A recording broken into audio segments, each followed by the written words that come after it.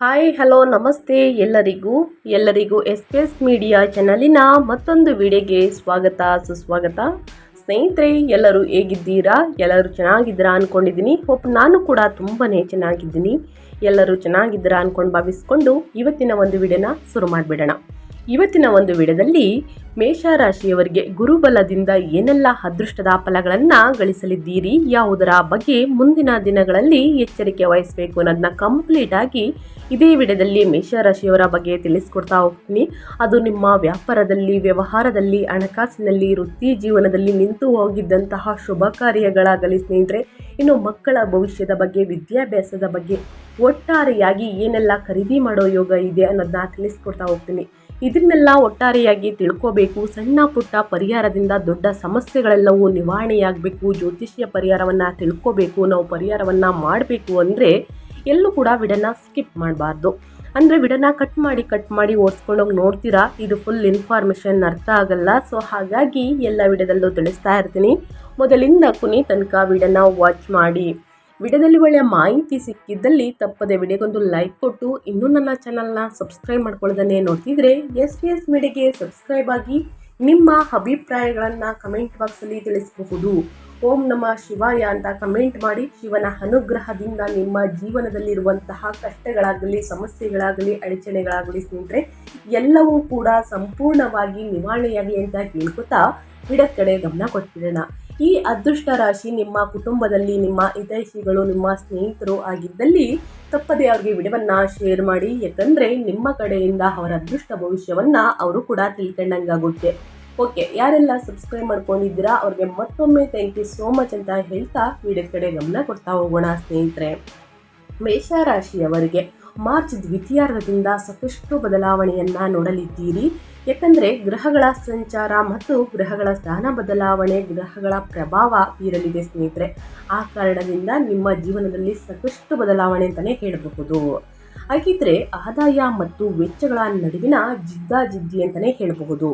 ಗುರುಬಲದಿಂದ March 2026 ದ್ವಿತೀಯಾರ್ಧದಲ್ಲಿ ಮೇಷರಾಶಿಯವರಿಗೆ ಮಿಶ್ರ ಫಲಗಳನ್ನು ತರಲಿದೆ.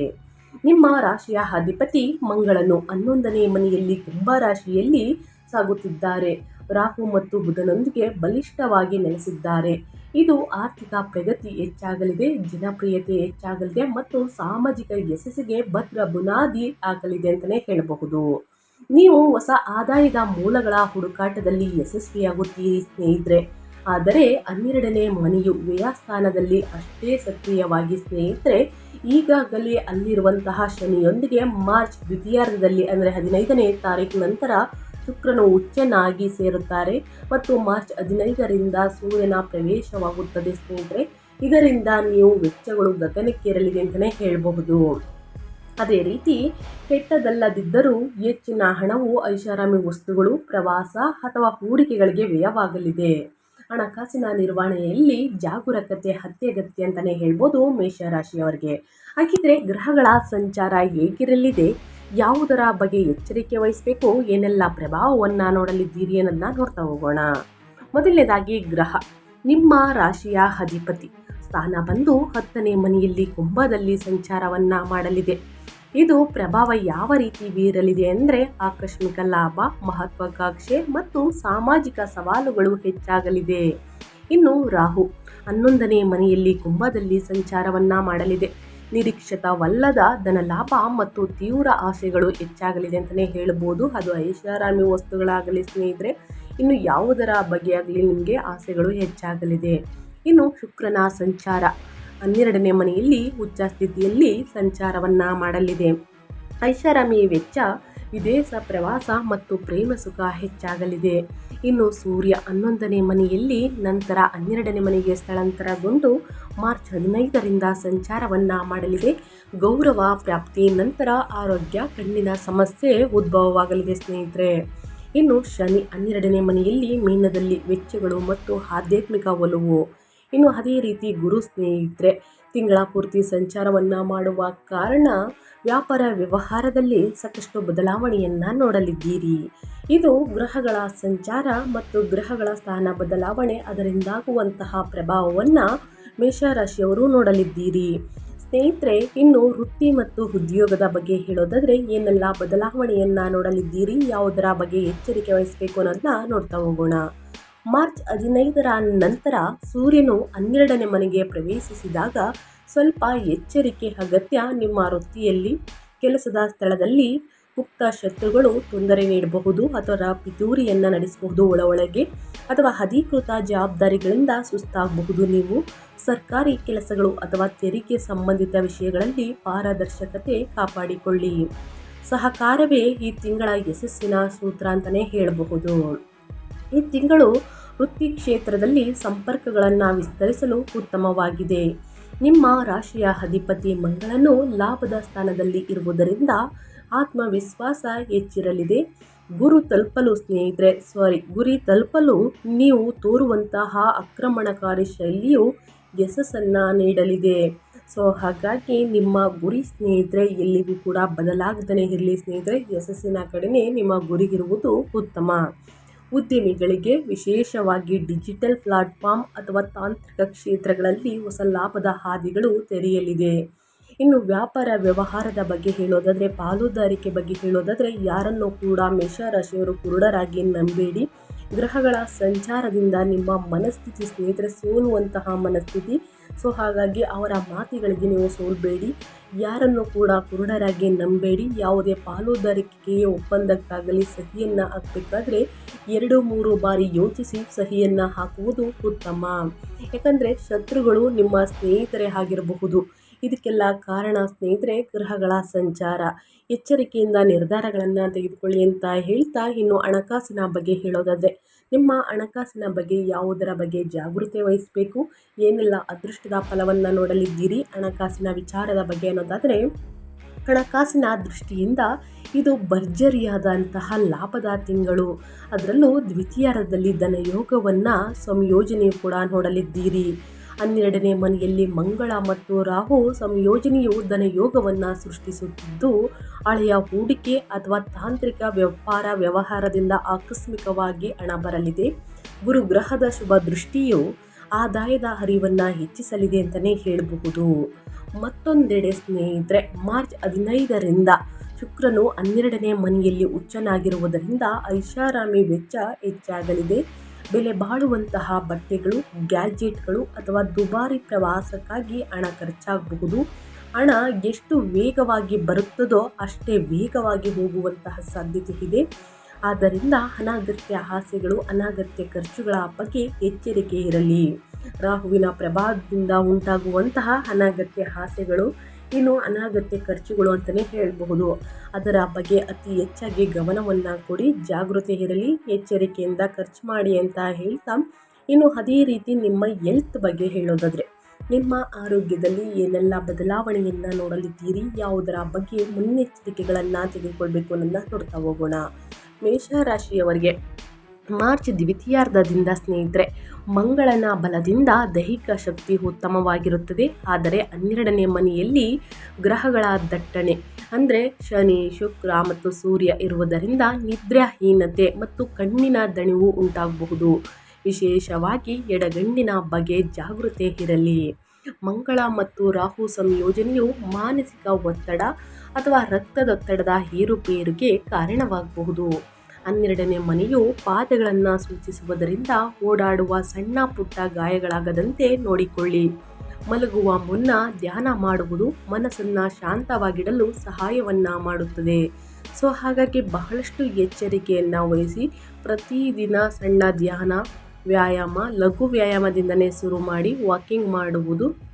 ಅದೇ ರೀತಿ ನಿಮ್ಮ ಮಲಗುವ ಮುನ್ನ ಪಾದಗಳನ್ನು ಸ್ನೇಹಿತರೆ ತಣ್ಣೀರಿನಿಂದ ತೊಳೆದು ಮಲಗುವುದರಿಂದ ನಿದ್ರಾಹೀನತೆ ಕಡಿಮೆಯಾಗಲಿದೆ, ಚೆನ್ನಾಗಿ ನಿದ್ರೆಯನ್ನು ಮಾಡಲಿದ್ದೀರಿ.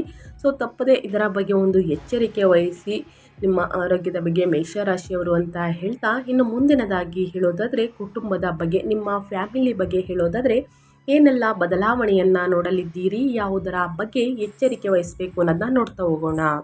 ಸಂಬಂಧಗಳಲ್ಲಿ ಈ ತಿಂಗಳು ಆಸಕ್ತಿದಾಯಕ ತಿರುವುಗಳು ಕಂಡುಬರುತ್ತವೆ. 12ನೇ ಮನೆಯ ಉಚ್ಚ ಶುಕ್ರನು ದಾಂಪತ್ಯ ಸುಖ ಮತ್ತು ಪ್ರೇಮ ಜೀವನಕ್ಕೆ ಪೂರಕವಾಗಿದ್ದಾನೆ. ವಿವಾಹಿತರು ಸಂಗಾತಿಯೊಂದಿಗೆ ಸುಂದರ ಪ್ರವಾಸ ಅಥವಾ ಏಕಾಂತದಲ್ಲಿ ಕಾಲ ಕಳೆಯಲು ಇದು ಸಕಾಲವಾಗಿರುತ್ತದೆ. ಆದರೆ 12ನೇ ಮನೆಯ ಮಂಗಳ ಮತ್ತು ರಾಹುವಿನ ಪ್ರಭಾವದಿಂದ ಹಿರಿಯ ಒಡ ಹುಟ್ಟಿದವರು ಅಥವಾ ಸ್ನೇಹಿತರೊಂದಿಗೆ ಸಣ್ಣ ಪುಟ್ಟ ಜಗಳಗಳು ಸಂಭವಿಸಬಹುದು. ನಿಮ್ಮ ಸಾಮಾಜಿಕ ವಲಯವು ನಿಮ್ಮ ಮೇಲೆ ಹೆಚ್ಚು ಒತ್ತಡ ಹೇರುತ್ತಿದೆ ಎಂದು ನಿಮಗೆ ಅನಿಸಬಹುದು. ಮಕ್ಕಳ ವಿಷಯದಲ್ಲಿ ಸಣ್ಣ ಪುಟ್ಟ ಚಿಂತೆ ಬರಬಹುದು. ಕುಟುಂಬದ ಸದಸ್ಯರೊಂದಿಗೆ ಮಾತನಾಡುವಾಗ ಆದಷ್ಟು ತಾಳ್ಮೆಯಿಂದ ಇರಿ ಸ್ನೇಹಿತರೆ. ಯಾಕಂದರೆ ಸಾಕಷ್ಟು ಸಮಸ್ಯೆಗಳು ಸಣ್ಣ ಪುಟ್ಟ ಮಾತಿನಿಂದನೇ ಬರ್ತದೆ. ಸೊ ಹಾಗಾಗಿ ಆದಷ್ಟು ತಾಳ್ಮೆಯಿಂದ ಇರುವುದು. ಇನ್ನು ಅತಿಯಾಗಿ ಸ್ನೇಹಿತರೆ ವಾದ ವಿವಾದವನ್ನು ಮಾಡುವುದು ಇದು ಬೇಡ. ಯಾಕಂದರೆ ಫ್ಯಾಮಿಲಿಯಲ್ಲಾಗಲಿ ಸ್ನೇಹಿತರಾಗಲಿ ಅಥವಾ ನಿಮ್ಮ ಒಡ ಹುಟ್ಟಿದವರಾಗಲಿ ಸಣ್ಣ ಪುಟ್ಟ ವಾದ ವಿವಾದಗಳಿಂದ ಮನಸ್ತಾಪಗಳಿಂದ ನೀವೇನೂ ಸಂಪಾದನೆಯನ್ನು ಮಾಡುವುದಿಲ್ಲ. ಅತಿ ಹೆಚ್ಚಾಗಿ ಸ್ನೇಹಿತರೆ ಸಂಪಾದನೆ ಅನ್ನುವುದು ಒಂದು ಸ್ನೇಹ. ಸೊ ಹಾಗಾಗಿ ಅದರ ಬಗ್ಗೆ ನಿಮಗೆ ಎಚ್ಚರಿಕೆ ಇರಲಿ. ವಾದ ವಿವಾದಗಳಿಂದ ದೂರ ಇರಿ. ಮನೆಯಲ್ಲಿ ಶುಭ ಕಾರ್ಯ ನಿಂತು ಹೋಗಿದ್ದಂತಹ ಶುಭ ಕಾರ್ಯಗಳು ನಡೆಯಲಿದೆ ಸ್ನೇಹಿತರೆ. ಗುರುಬಲದಿಂದ ವ್ಯಾಪಾರ ವ್ಯವಹಾರದಲ್ಲಿ ಅಭಿವೃದ್ಧಿಯನ್ನು ನೋಡಲಿದ್ದೀರಿ. ನಿಮ್ಮ ಹೆಲ್ತ್ ಬಗ್ಗೆ ಕಾಳಜಿ ವಹಿಸಿ ಅಂತ ಹೇಳ್ತಾ, ಇನ್ನು ವಾಹನವನ್ನು ಚಾಲನೆ ಮಾಡಬೇಕಾದ್ರೆ ಬಹಳಷ್ಟು ಎಚ್ಚರಿಕೆ ವಹಿಸಿ. ಸಣ್ಣ ಪುಟ್ಟ ಗಾಯಗಳನ್ನು ಗ್ರಹಗಳು ಸೂಚಿಸುತ್ತಿದೆ. ಇದರ ಬಗ್ಗೆ ಎಚ್ಚರಿಕೆ ಇರಲಿ. ವಾಹನವನ್ನು ಖರೀದಿ ಮಾಡೋ ಯೋಗ ಕೂಡ ಇದೆ. ಆಸ್ತಿಯನ್ನು ಖರೀದಿ ಮಾಡೋ ಕನಸು ನನಸಾಗ್ಬೋದು ಅಂತಲೇ ಹೇಳ್ಬೋದು ಮೇಷರಾಶಿಯವರಿಗೆ. ಇನ್ನು ಶಿಕ್ಷಣದ ಬಗ್ಗೆ ಹೇಳೋದಾದರೆ ಏನೆಲ್ಲ ಬದಲಾವಣೆಯನ್ನು ನೋಡಲಿದ್ದೀರಿ ಮೇಷರಾಶಿಯವರು ಅನ್ನೋದಾದರೆ, ವಿದ್ಯಾರ್ಥಿಗಳಿಗೆ ಈ ತಿಂಗಳು ಮಿಶ್ರ ಫಲ ಇರಲಿದೆ. ತಾಂತ್ರಿಕ ಕ್ಷೇತ್ರ, ಎಂಜಿನಿಯರಿಂಗ್ ಅಥವಾ ಸಂಶೋಧನಾ ವಿದ್ಯಾರ್ಥಿಗಳು ಅದ್ಭುತ ಸಾಧನೆಯನ್ನು ಮಾಡಲಿದ್ದಾರೆ. ಸ್ಪರ್ಧಾತ್ಮಕ ಮನೋಭಾವ ಹೆಚ್ಚಿರಲಿದೆ. ಆದರೆ ಸಾಮಾನ್ಯ ಪದವಿ ವಿದ್ಯಾರ್ಥಿಗಳಿಗೆ ಏಕಾಗ್ರತೆಯ ಕೊರತೆ ಎದುರಾಗಬಹುದು. ಮನಸ್ಸು ಓದಿನ ಬದಲು ಮನೋರಂಜನೆಯತ್ತ ವಾಲುವುದು. ಒಂದು ವೇಳೆ ನೀವು ಉನ್ನತ ವ್ಯಾಸಂಗಕ್ಕಾಗಿ ವಿದೇಶಕ್ಕೆ ಹೋಗಲು ಯೋಚಿಸುತ್ತಿದ್ದರೆ ಮಾರ್ಚ್ 15ರ ನಂತರ ವೀಸಾ ಮತ್ತು ಪ್ರವಾಸಾತಿ ಪ್ರಕ್ರಿಯೆಗಳಿಗೆ ಅತ್ಯಂತ ಶುಭ ಕಾಲವಾಗಿದೆ. ಸೊ ಹಾಗಾಗಿ ಸ್ನೇಹಿತರೆ 15ನೇ ತಾರೀಕು ನಂತರ ಯಾರೆಲ್ಲ ವಿದ್ಯಾರ್ಥಿಗಳು ಸ್ನೇಹಿತರೆ ಉನ್ನತ ವ್ಯಾಸಂಗಕ್ಕಾಗಿ ವಿದೇಶಕ್ಕೆ ಹೋಗಲು ಯೋಚಿಸುತ್ತಿದ್ದೀರಾ, ನಿಮಗೆ ಗ್ರಹ ಸಂಚಾರದಿಂದ ಸಾಕಷ್ಟು ಶುಭ ಫಲಿತಾಂಶಗಳು ಇದೆ. ಸೊ ಶುಭ ಕಾಲ ಅಂತಲೇ ಹೇಳ್ಬೋದು. ತಪ್ಪದೆ ಹೋಗಬಹುದು. ಇನ್ನು ಅದೇ ರೀತಿ ಪ್ರತಿದಿನ ವೇಳಾಪಟ್ಟಿಯೊಂದಿಗೆ ಕೂತು ಸರಿಯಾದ ಸಮಯಕ್ಕೆ ಅಧ್ಯಯನವನ್ನು ಮಾಡಿ. ಆದಷ್ಟು ಮನೋರಂಜನೆ ಕಡೆ ಸ್ವಲ್ಪ ಗಮನವನ್ನು ಕಡಿಮೆ ಮಾಡಿ. ಸ್ಪರ್ಧಾತ್ಮಕ ಮನೋಭಾವ ಹೆಚ್ಚಿರಲಿದೆ. ಸೊ ಹಾಗಾಗಿ ಎಂಜಿನಿಯರಿಂಗ್ ಮತ್ತು ಸಂಶೋಧನಾ ವಿದ್ಯಾರ್ಥಿಗಳು ಅದ್ಭುತ ಸಾಧನೆಯನ್ನು ಮಾಡಲಿದ್ದೀರಿ. ಮುಂದಿನ ದಿನಗಳಲ್ಲೂ ಕೂಡ ಅದೇ ಮಾಡಿ. ವಿದ್ಯಾರ್ಥಿಗಳಿಗೆ ಒಟ್ಟಾರೆಯಾಗಿ ಹೇಳಬೇಕು ಅಂತಂದರೆ ಮಿಶ್ರ ಫಲಿತಾಂಶವನ್ನು ನೋಡಲಿದ್ದೀರಿ. ಸಾಮಾನ್ಯ ಪದವಿ ವಿದ್ಯಾರ್ಥಿಗಳಿಗೆ ಏಕಾಗ್ರತೆ ಕೊರತೆ ಎದುರಾಗಬಹುದು. ಪ್ರತಿದಿನ ಹನುಮಾನ್ ಚಾಲಿಸವನ್ನು ಓದಿ. ಏಕಾಗ್ರತೆ ಆಸಕ್ತಿ ಹೆಚ್ಚಾಗಲಿದೆ ಅಧ್ಯಯನದ ಕಡೆ ಸ್ನೇಹಿತರೆ. ಏನೆಲ್ಲ ಪರಿಹಾರವನ್ನು ಮಾಡಬೇಕು ಅನ್ನೋದನ್ನ ಕೊನೆಯಲ್ಲಿ ತಿಳಿಸ್ಕೊಡ್ತೀನಿ. ತಪ್ಪದೆ ಆ ಸಣ್ಣ ಪುಟ್ಟ ಪರಿಹಾರದಿಂದ ಸಮಸ್ಯೆಗಳು ಕ್ರಮೇಣವಾಗಿ ಕಡಿಮೆಯಾಗಲಿದೆ ಅಂತಲೇ ಹೇಳಬಹುದು. ಇನ್ನು ಮಾರ್ಚ್ ದ್ವಿತೀಯಾರ್ಧದಲ್ಲಿ ಜ್ಯೋತಿಷ್ಯದ ಪರಿಹಾರಗಳನ್ನು ತಿಳಿಸ್ಕೊಡ್ತೀನಿ. ಈ ಪರಿಹಾರಗಳನ್ನು ಮೇಷರಾಶಿಯವರು ತಪ್ಪದೆ ಅನುಸರಿಸಿದ್ದಲ್ಲಿ ಕಷ್ಟಗಳು ಸಮಸ್ಯೆಗಳು ಕ್ರಮೇಣವಾಗಿ ಕಡಿಮೆಯಾಗಲಿದೆ. ಮಂಗಳ ರಾಹುವಿನ ತೀವ್ರತೆ ಮತ್ತು 12ನೇ ಮನೆಯ ಖರ್ಚುಗಳನ್ನು ನಿಯಂತ್ರಿಸಲು ನಾನು ಹೇಳುವಂತಹ ಪರಿಹಾರಗಳನ್ನು ತಪ್ಪದೆ ಅನುಸರಿಸಿ. ಆದಷ್ಟು ಇದು ಜ್ಯೋತಿಷ್ಯದ ಪರಿಹಾರವಾಗಿರುತ್ತದೆ ಸ್ನೇಹಿತರೆ. ಸೊ ಹಾಗಾಗಿ ಅನುಸರಿಸುವುದರಿಂದ ಕಷ್ಟಗಳು ಸಮಸ್ಯೆಗಳು ಅಡಚಣೆಗಳು ಏನೇ ಇದ್ದರೂ ಕೂಡ ನಿವಾರಣೆಯಾಗಲಿದೆ. ಮೊದಲನೇದಕ್ಕೆ ಸೂರ್ಯಾರಾಧನೆ ಅಂದರೆ ಸೂರ್ಯ ದೇವರಿಗೆ ಸ್ನೇಹಿತರೆ ಸೂರ್ಯೋದಯದ ಸಮಯದಲ್ಲಿ ಪ್ರತಿದಿನ ಸೂರ್ಯನಿಗೆ ನೀರನ್ನು ಅರ್ಪಿಸಿ. ನೀರಿಗೆ ಸ್ವಲ್ಪ ಕುಂಕುಮ ಮತ್ತು ಬೆಲ್ಲವನ್ನು ಸೇರಿಸಿ ಅಗ್ರ ನೀಡುವುದು ನಿಮಗೆ ಶುಭ ಅಂತಲೇ ಹೇಳಬಹುದು. ಅಶುಭ ಕಾರ್ಯಗಳೆಲ್ಲವೂ ಸ್ನೇಹಿತರೆ ತಡೆಯಾಗಲಿದೆ. ಶುಭ ಕಾರ್ಯಗಳು ನಡೆಯಲಿದೆ. ಮನೆಯಲ್ಲೂ ಕೂಡ ಶುಭ ಅಂತಂದರೆ ಶುಭ ಕಾಲ ಅಂತಂದರೆ ವ್ಯಾಪಾರ ವ್ಯವಹಾರಕ್ಕೆ ಶುಭ ಕಾಲ ಅಂತಲೇ ಹೇಳ್ಬೋದು ಸ್ನೇಹಿತರೆ. ಅಶುಭವೆಲ್ಲವೂ ದೂರ ಹೋಗಿ ಅಂದರೆ ನಕಾರಾತ್ಮಕ ಶಕ್ತಿಯೆಲ್ಲ ದೂರ ಹೋಗಿಸಿ ಸಕಾರಾತ್ಮಕ ವೈಬ್ಸನ್ನು ನೋಡಲಿದ್ದೀರಿ ಪ್ರತಿದಿನ. ಸೊ ಹಾಗಾಗಿ ಪ್ರತಿದಿನ ಸೂರ್ಯೋದಯದ ಸಮಯದಲ್ಲಿ ಸೂರ್ಯನಿಗೆ ನೀರನ್ನು ಅರ್ಪಿಸಬಹುದು.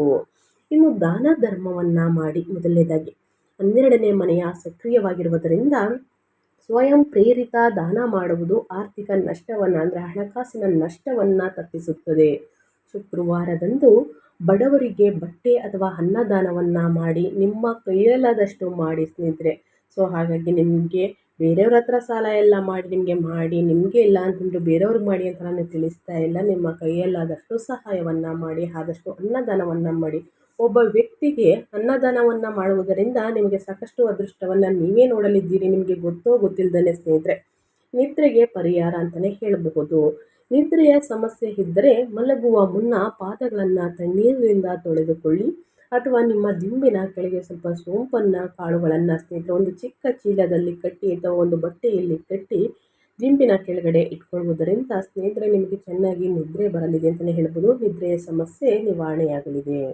ಇನ್ನು ದೇವಸ್ಥಾನಕ್ಕೆ ಭೇಟಿ ನೀಡಿ ಸ್ನೇಹಿತರೆ, ಮಂಗಳವಾರದಂದು ಶಿವ ಅಥವಾ ಹನುಮಂತನ ದೇವಸ್ಥಾನಕ್ಕೆ ಭೇಟಿ ನೀಡಿ ಪ್ರಾರ್ಥಿಸಿ, ಶಿವ ಮಂತ್ರವನ್ನು ಹೇಳಿ ಓಂ ನಮಃ ಶಿವಾಯ ಓಂ ನಮಃ ಶಿವಾಯ ಎಂದು ಸಾಧ್ಯವಾದಷ್ಟು 108 ಬಾರಿ ಹೇಳಿ ಅಥವಾ 11 ಬಾರಿ ಕೂಡ ಹೇಳ್ಬೋದು. 21 ಬಾರಿ ಹೇಳುವುದರಿಂದ ಕಷ್ಟಗಳು ಸಮಸ್ಯೆಗಳು ಕ್ರಮೇಣವಾಗಿ ಕಡಿಮೆಯಾಗಲಿದೆ.